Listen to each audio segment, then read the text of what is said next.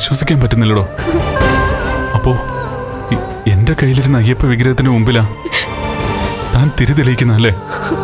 അതെ കണ്ണേട്ടാ.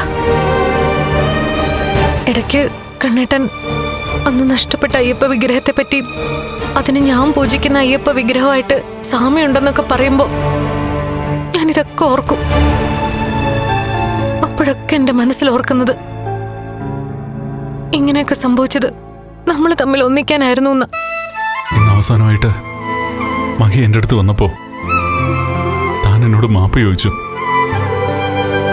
ഇപ്പോ ആത്മാർത്ഥമായിട്ട് എല്ലാം കണ്ടുകൊണ്ടിരിക്കുന്ന എന്റെ അച്ഛനെ സാക്ഷിയാക്കി, ആ അയ്യപ്പ വിഗ്രഹത്തെ സാക്ഷിയാക്കി ഞാൻ തന്നോട് മാപ്പ് ചോദിക്കാം. എന്റെ തെറ്റുകൾ ഏറ്റു പറയുക. അതിന്റെ ഒന്നും ആവശ്യമില്ല കണ്ണേട്ട. ഇതൊരു നിസ്സാര സംഭവമല്ല. ഒട്ടും പ്രതീക്ഷിക്കാത്ത കാര്യങ്ങളാണ് നടന്നത്. അതുകൊണ്ട് തന്നെ ഇന്നും അതെല്ലാം എന്റെ മുന്നിൽ ഇന്നലെ എന്നോണം പച്ച പിടിച്ച് നിൽക്കുക കണ്ണേട്ട.